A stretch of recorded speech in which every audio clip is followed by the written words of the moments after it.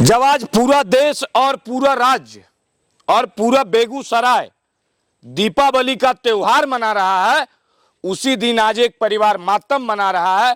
और मातम मनाने का कारण है कि इनके ससुर थे, ससुर ने थे हाँ, जी? ससुर क्या नाम था उनका? राम किशुन शाह।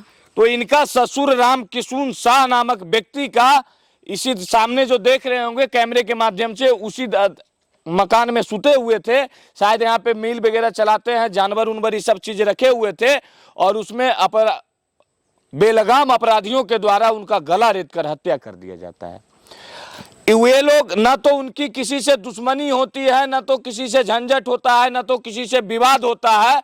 अज्ञात अपराधी आता है और रात को गला रेत कर चला जाता है और यहाँ की पुलिस प्रशासन को भनक तक नहीं लग पाती है। और यहाँ की पुलिस प्रशासन जो है परिवार के लोगों से ही अपराधी का नाम मांग रहे हैं।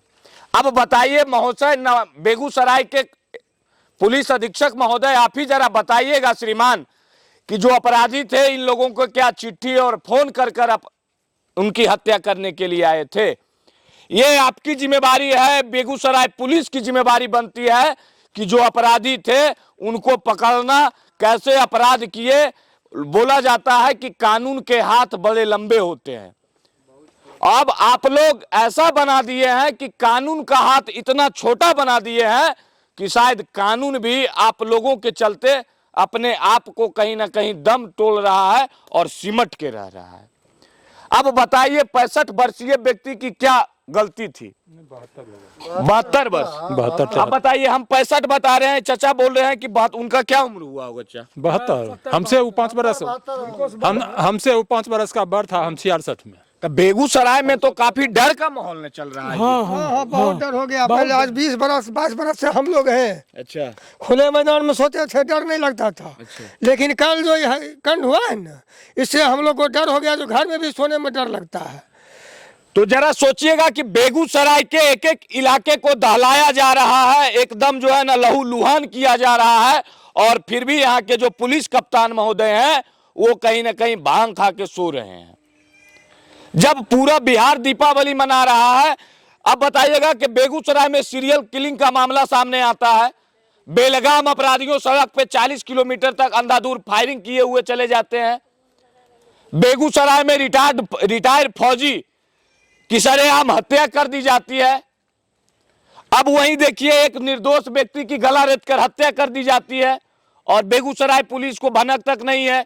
उनके परिवार वालों से अपराधियों का नाम पूछ रहे हैं तो अपराध, अगर ये परिवार वाले को पता रहता कि आज आ रहा है हत्या करने के लिए, फोन किया हुआ रहता, चिट्ठी लिखा हुआ रहता, तो क्या यहाँ पे सुनते और ये लोग अपनी सुरक्षा खुद कर लेते।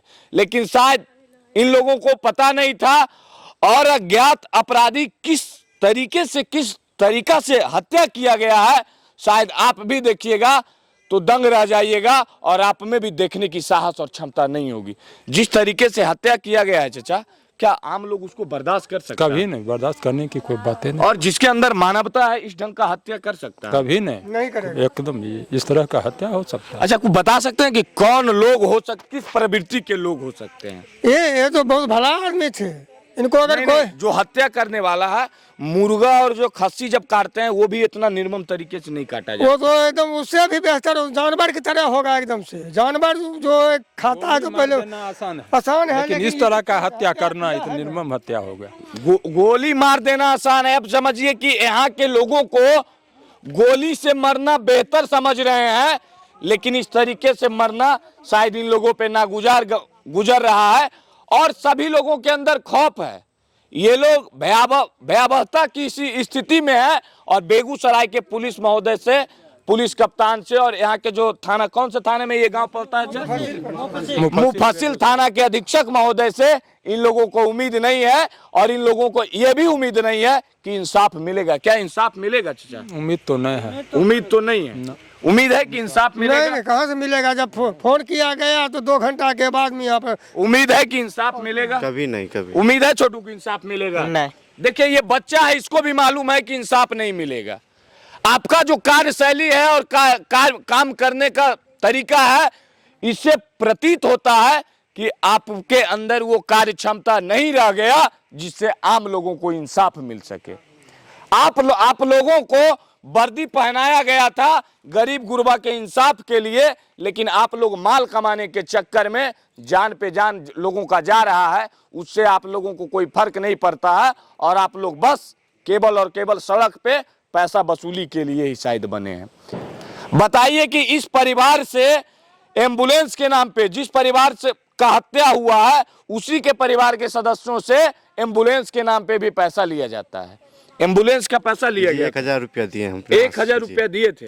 कौन मांगे थे पैसा? एम्बुलेंस वाला जी। तो आप कितना मांगा था? वो 1000 रुपया मांगा। यहाँ से सदर अस्पताल की दूरी क्या होगी? तकरीबन 3 या 4 किलोमीटर। 3 या 4 किलोमीटर। हाँ। ऐसे अगर प्राइवेट गाड़ी से जाते तो कितना किराया होता? 200-250 रुपया, मैक्सिमम 500 रुपया। तो अब बताइए कि लाशों के साथ पोस्टमार्टम कराने के नाम पे भी लूटा जाता है। वहाँ तक BP ब्लेड हम ही दिए थे पोस्टमार्टम के समय। अच्छा, साबुन, ये ग्लव्स। ब्लड, साबुन, ब्लेड जो है वो चीरने वाला, जी। साबुन, ग्लव्स, ये सब आप ही को देना पड़ा। जी। देखिए ये है बिहार का व्यवस्था, और लाचार व्यवस्था है, बीमारू व्यवस्था है।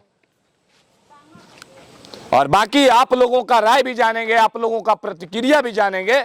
यहाँ और सारे लोग हैं, उनसे भी बात हम करवाएंगे।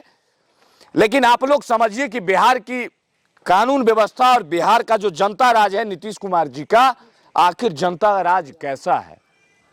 कई मुखिया के पति का हत्या कर दिया जा रहा है, कहीं मुखिया का हत्या कर दिया जा रहा है, कहीं फौजी का हत्या कर दिया जा रहा है, कहीं किसान का हत्या कर दिया जा रहा है, तो कहीं नौजवान का हत्या कर दिया जा रहा है। तो बताइए ये बेगूसराय कितना सुरक्षित है और कैसे सुरक्षित रहेगा? ये ऐसे पुलिस अधिकारियों की कृपा से, जो पोस्टमार्टम के नाम पे भी पैसा ले लेते हैं, हॉस्पिटल में ब्लेड के भी इन्हीं को देना पड़ता है, ग्लव्स भी इन्हीं को देना पड़ता है। उस व्यवस्था में इन लोगों को मरने के बाद भी एक तो इनके परिवार के सदस्यों की हत्या कर दी जाती है, दूसरी ओर मरने के बाद भी इन लोगों से वसूला जाता है। धन्य है प्रभु और धन्य है यहाँ की सरकार और धन्य है बेगूसराय के पुलिस कप्तान। आपसे आखिरी में एक विनम्र अपील होगा कि कम से कम एक गरीब परिवार, किसान परिवार की मदद कीजिए और इनको जो इंसाफ मिलना चाहिए, इंसाफ के लिए आप आगे आइए। अगर आज आप इस परिवार के इंसाफ के लिए आगे आए तो ये परिवार नहीं, ये पूरा गांव और पूरा बेगूसराय आपका आभारी रहेगा।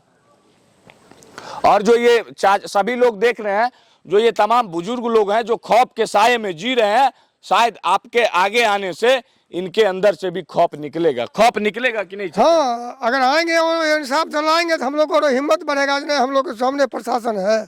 तो आप पुलिस कप्तान महोदय, आप आगे आइए और जिनकी हत्या होनी थी उनका हत्या तो हो चुका है, लेकिन अब इन लोगों को भी अपने जान का फिक्र सताने लगा है कि अपराधी आएगा और गला रेत के चला जाएगा। हो सकता है कि रामकिशुन शाह जी का तो सर भी यहाँ छोड़ दिया, इनका पता चला सर भी लेते चला जाएगा।